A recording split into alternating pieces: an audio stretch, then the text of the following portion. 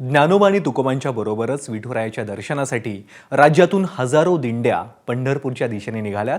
अहिल्यानगरच्या पारनेर तालुक्यातील पिंपळनेर गावात संत निळोबाराय यांच्या दिंडीचं मोठ्या भक्तिभावाने प्रस्थान पार पडलं।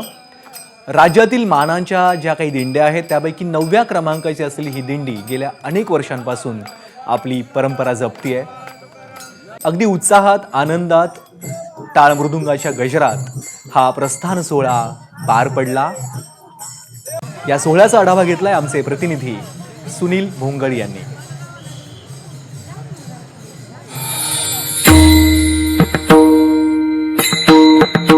राज्यातील मानाच्या दिंड्यांपैकी एक असलेल्या अहिल्यानगर जिल्ह्यातील पारनेर तालुक्याच्या संत निळोबाराय दिंडीचं प्रस्थान जे आहे तर ते झालेलं आहे। या दिंडी सोहळ्यामध्ये जवळपास 70,000 वारकरी जे आहेत तर ते सहभागी होत असतात। अतिशय उत्साहाच्या वातावरणामध्ये खरं तर या दिंडी सोहळ्याचं जे आहे प्रस्थान झालेलं आहे।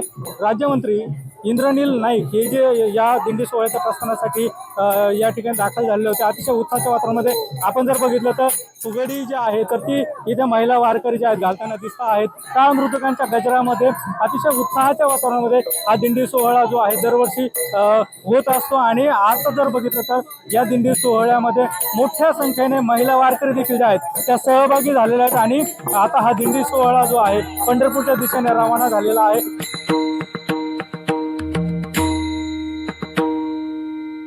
दिंडीमध्ये महिला वारकरी अशा पद्धतीने तुळशी वृंदावन हे डोक्यावरती ठेवून संपूर्ण वारीचा प्रवास करत असतात।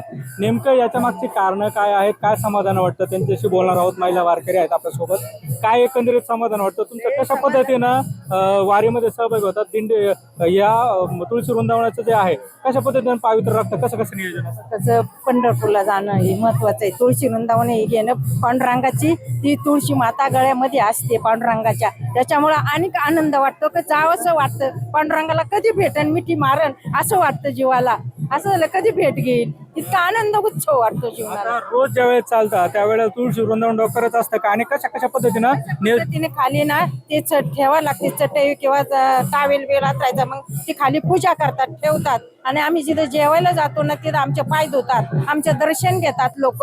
आम्ही जेवणाला ज्या वेळेस उतरतो ना त्यावेळेस सकाळच्या बारी। तुम्ही कधीपासून जाता, काय वाटतं नेमकं दिंडीत? भारी वाटतं, एकदम आनंद वाटतो। असं वाटतं दरवर्षी दिंडीत जावा, देवाचं दर्शन घ्यावा, घरी जावाच नाही, देवाच्याच दारात राहावा। काय समाधान वाटतं दिंडीमध्ये सहभागी झाल्यावर? समाधान वाटतं। पांडुरंगाने आम्हाला ना त्यांच्या जवळ जागा द्यावी हीच पांडुरंगाला प्रार्थना आहे आमची, कळकळीची विनंती। पांडुरंगाने आम्हाला त्यांच्या पायापाशी जागा द्यावी हीच विनंती पांडुरंगाला आमची, बाकी काही सगळं समाधान आहे। एकूण जर बघितलं तर एक समाधान जे आहे या महिला वारकऱ्यांमध्ये पाहायला मिळतं। सुनील भोंगळे, एबीपी माझा, पारनेर, अहिल्यानगर।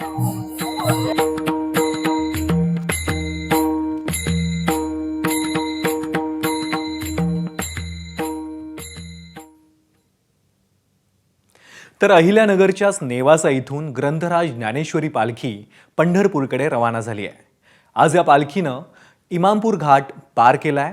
यावेळी वारकऱ्यांकडून या घाटाला ज्ञानेश्वरी घाट असं नामकरण करण्यात आलं। या घाटाचं नाव ज्ञानेश्वरी घाट असं करण्यात आलं।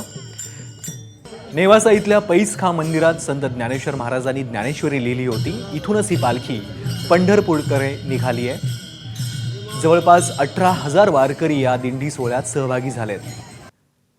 या सोहळ्याचा आढावा घेतलाय आमचे प्रतिनिधी सुनील भोंगळ यांनी।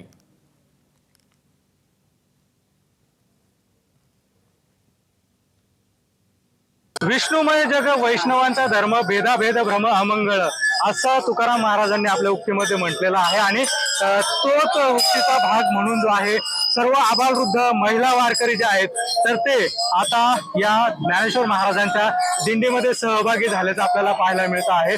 हरिनामाचा गजर करत खरं तर हे सर्व वारकरी आता ज्ञानेश्वरी घाटातून, खरं तर अवघड घाट आहे, या घाटातून आता नगरच्या दिशेने रवाना झालेले आहेत। एकूणच जर बघितलं तर अतिशय उत्साहाचं वातावरण हे या सर्व वारकऱ्यांमध्ये पाहायला मिळत आहे। आपल्यासोबत महाराज आहेत बोलण्यासाठी। माऊली, कधीपासून दिंडीमध्ये सहभागी होतात, काय नेमके अनुभव असतो? रामकृष्ण हरी। मी 2023 पासून या ज्ञानोबारायांच्या ज्ञानेश्वर महाराज मंदिर पैसखाम येथे ज्ञानोबारायांनी ज्ञानेश्वरी सारखा ग्रंथ सांगितला अमृतानुभव असाही ग्रंथ त्या ठिकाणी सांगितला. अशा नेवासा क्षेत्रामधून ज्या ठिकाणी पैस खांबाचं मंदिर आहे, जगामध्ये मंदिराकरता खांब आहे, पण एक मंदिर असं आहे जिथे खांबाकरता मंदिर आहे. ज्या खांबाला ज्ञानोबारांचा स्पर्श झाला अशा पैस खांबाच्या मंदिरापासून गेल्या अनेक वर्षापासून हा सोहळा चालू आहे.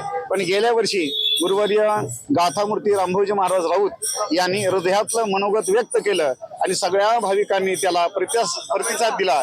वारकरी शिक्षण संस्थेतील, वारकरी परंपरेतील, अनेक फडकरी परंपरेतील आदरणीय वंदनीय महाराज मंडळींनी त्याला संमती दिली आणि हा सोहळा गेल्या वर्षीपासून निघाला.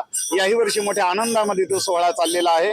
आताच आपण या घाटाचं ज्ञानेश्वरी घाट असं नामांतरण केलेलं आहे. आपण हे सर्व मंडळी अत्यंत चांगल्या पद्धतीनं जगाच्या कानाकोपऱ्यापर्यंत हा सोहळा पोहोचवता. आपलं सर्वांचं खूप खूप आभार, धन्यवाद. रामकृष्ण हरी. एकूण जर बघितलं तर मोठा उत्साह हा वारकऱ्यांमध्ये पाहायला मिळतो आहे. नाही हा ज्ञानेश्वरी हा असा अवघड घाट जो आहे तर तो चढून आता वारकरी नगरच्या दिशेने रवाना झालेत. सुनील भोंगळे, एबीपी माझा, अहिल्यानगर.